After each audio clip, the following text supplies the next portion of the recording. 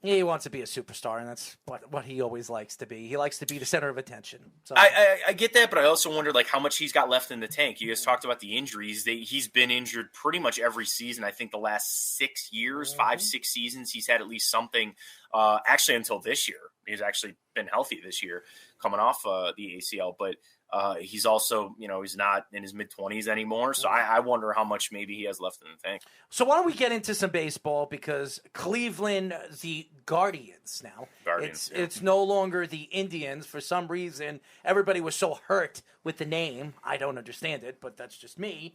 The Cleveland Guardians going into the season, obviously Terry Francona is not there anymore. Francisco Lindor is not there anymore. This team is completely transitioned to a World Series type of team, a championship type of team. They have some pitching. Obviously, we know about Mr. Bieber over there, Justin Bieber's long-lost brother. The better of the two Biebers. Yes. Yeah, I would agree with that. I agree with that. Yes. Obviously, going into this season, Francisco Lindor is now in New York. And obviously, it worked out for them because they didn't have to pay him, and he doesn't look like he's the same player with Cleveland. What are your thoughts to this team moving forward, going into the new season with this whole lockout situation? Is this team, and supposedly their farm system is pretty good. They have some good players coming up very, very soon. Where is this team at now? They're still going to be what they've been, pitching dominant. And last year, you talked about Shane Bieber, who got hurt. Then Aaron Savali got hurt. Zach Plesac missed time. So your top 3 starters. Guys, there was a point in the year where of their 5, starters, 4 of them, I believe the stat was 4 of them didn't make the club coming out of spring training. That's how beat up that they got. And then they had to turn to some younger guys and Tristan McKenzie. Cal Quantrill had a really nice year as a starter, actually, and has kind of penciled himself in as a guy that started in the bullpen. Then they stretched him out to start, and he actually finished the year, pretty solid. So back into the bullpen, Emmanuel Clase, the flamethrower, is still going to be one of the better closers in the league. So they're going to go with their pitching as always. The lineup is the biggest question. You still have Jose Ramirez, who's a perennial MVP candidate every single year. But you have giant questions around the outfield as you have. There's names, there's bodies, there's people that you think, okay, they're there, but you just don't really know what you have. And the biggest thing is a lot of the trades that they have made. You talked about Lindor, going back to the Mike Clevenger deal. They have people that they brought in those trades, and they should be. The whole point of them being here was to be starters back on this team. They have a level of talented guys in the farm system that some feel like might be ready this year. Others might think that they're about a year away from coming up and getting going. But there is a little bit of a renewed sense of optimism. There's a report out that the Dolans, who own the Guardians, that they're going to sell a minority stake to David Blitzer. And that's been the biggest thing. People, they don't spend. Guardians fans, they're just at the Dolans' throats about how much money they don't spend or they do spend. They have perennially one of the lowest payrolls in baseball. At least the last couple of years they have been, and people are sick of that. So they're hoping that with an influx of money, with this minority owner taking over whenever that happens, that they might be able to invest a little bit in a corner outfielder. On the infield, you're pretty set there with your names, at least who they're going to start with and go. But it seems like the Indians and Guardians, they've always needed an out. I don't know why. Something about corner outfield, we've needed one of those for like the last 6 years, really since Michael Brantley left. And it's the left field there. So, and Terry Francona, he's not completely gone yet. There's a chance, there's reports that he might come back. He's kind of feeling out his health on how he goes. He obviously didn't finish the season out. To have some optimism that he might return, he's arguably the biggest key to this franchise. Certainly the turnaround that they've had the last 7-8 years since he got back on the scene, that World Series run, Terry's been the biggest reason for that. So we'll see if he returns. There is a question there, though. Before I get to my question, Ben, wishing you all the best with your surgery, too. I just saw that in the comments section. Yes.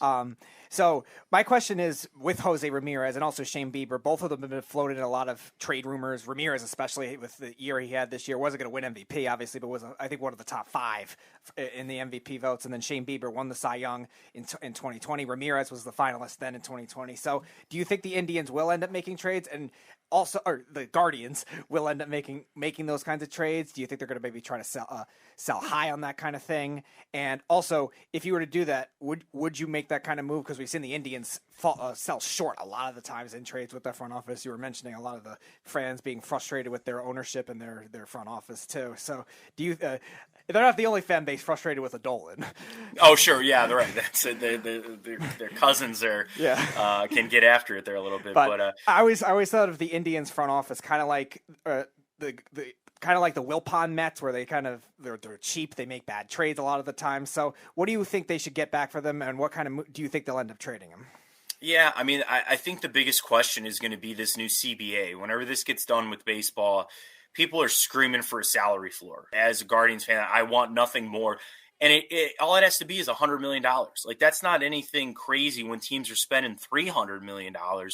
Spend a third of that, get to it. And if that happens, I would have optimism that they would be able to sign Shane Bieber or Jose Ramirez to another extent. So now they did sign Jose to an extension a couple years back, and he has like astronomically outplayed that. I mean, he's on like one of the most insane deals that you could ever see, but that's got a couple, I think 2 more years left on that. So that's coming towards the end of that. Obviously, Shane Bieber's still in arbitration, which is one of the stupidest things in baseball, in my opinion, too, to talk about things we don't like. But, so I think if the CBA comes out, I expect a salary cap or floor? No, that's too big of a mountain to move.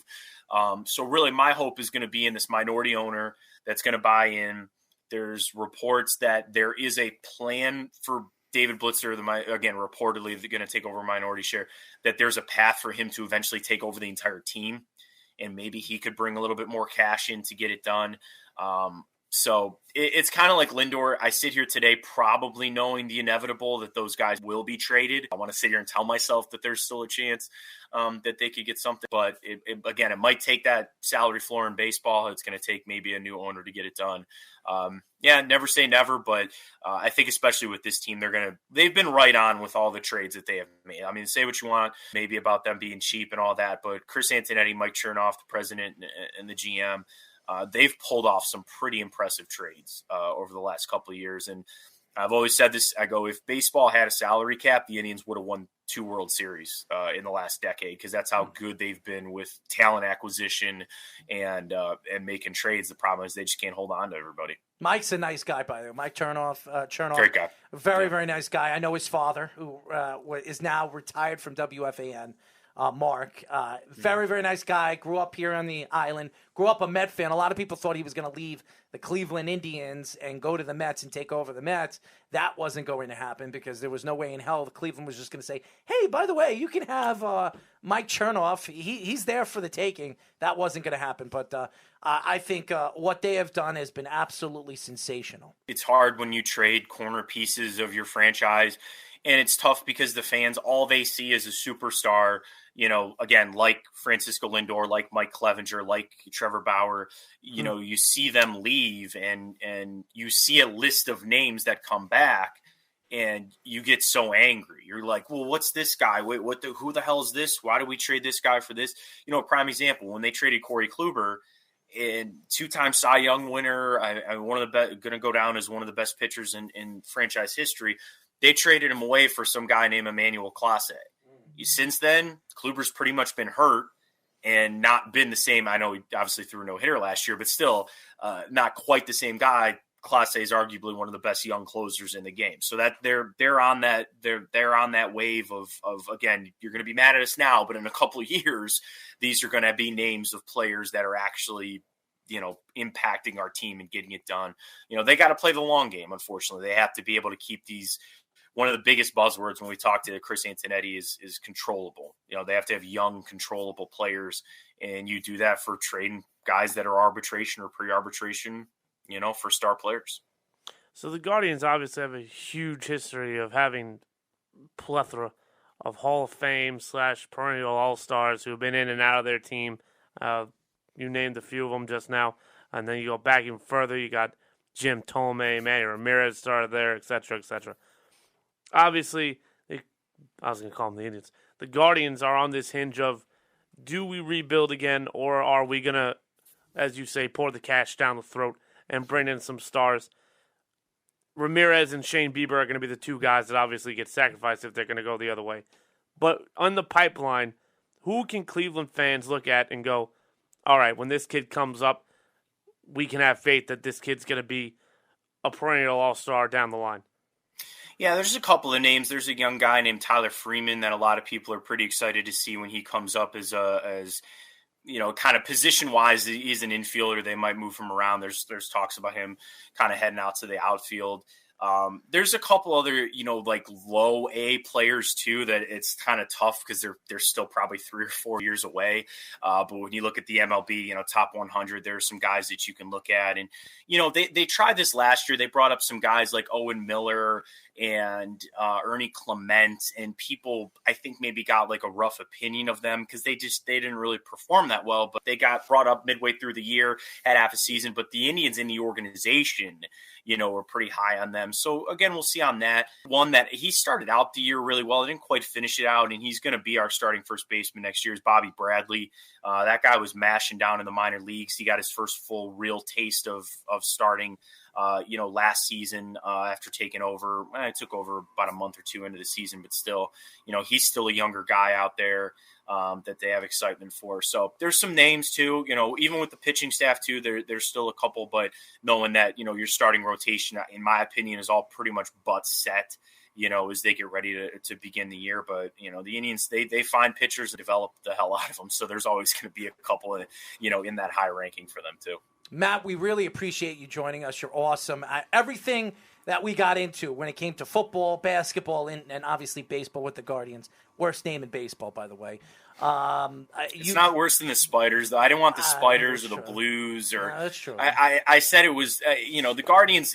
I'm going to give it time to grow on me because I said it was the best option. Remember the Owl movie, The Guardians? Remember that? The Owl movie? I can't say I've seen that. Oh, you got to check that out because that's what pops into my head when it comes to the Guardians. They're like fair enough owls that protect the world or protect the humankind. It's pretty funny actually, but. I still would have rather made the genius marketing idea of having Groot as your mascot. I mean, as long as the Guardians change their logo, I don't know if you guys have seen that G logo with the baseball. It's the weirdest looking thing. Yeah. As long as they change that, I've grown on the name. The name was actually my pick, probably the word, like the lesser of all the other evils. So the name's all right. They just got to. If they change the logo, I'm all in. I'm fine with that as long as they change the logo. I don't think there's anything wrong with it. I like the C, okay? That's perfect. Yeah, Block C, nothing wrong with that. That's fine. I would have voted with the Rock and Roll Hall of Fame, and also they could have gotten the marketing with the energy drink, the Amps. See, I am so over the Rock Hall stuff because, like, when the All-Star game was here, they used the guitar. Like, the NBA All-Star games come in here. Like, I get we got the Rock. And it's tough because Cleveland's not really known for much other than, the river catching on fire and the Rock and Roll Hall of Fame. So they don't have much to really go off of, but I'm happy they didn't go anything with, the Rock Hall and all that kind of. So that in a way, I'm happy that they stayed away from that. I've been there. It's pretty cool, actually, the Rock Hall. Oh, the Rock Hall is fantastic. And then I went to Progressive Field. I went to that later that day. And I actually got to bet the guy that does the drum in left field. John Adams. Yeah. No, he's because we were in the left field bleachers. Very, very good, affordable seats. So we were in the left field bleachers. That's the name of the game with the Guardians. I think they were losing pretty big. They were playing against the Red Sox. They were losing pretty big. So a lot of people were leaving. So we just kept walking around at that point, and I got to beat him. He was actually a pretty cool guy. He's a good guy. Yeah, no, he's fantastic. But we really appreciate you joining us. We'd love to get you on again. Speedy will reach out to you. You're awesome. Good luck with what you're doing over there in Cleveland with ESPN. I think you're fabulous. I actually checked out your show. It's funny because a couple of months ago, I popped on some Cleveland sports on ESPN, and there you were. I was listening to your show, and I was like, "Wow, this is a pretty good show," and it was funny too. And you guys get good guests. So it's definitely a great show. If the fans haven't checked it out, Matt Fontana. Thank you, Matt, for joining us. Anytime, guys. I really appreciate it. Tell the fans how they can find you on social media. Just follow me at Matt Fontana 83, and then ECT, the show that I do, is 5 to 7 Eastern. You can get on the ESPN app and all over the place.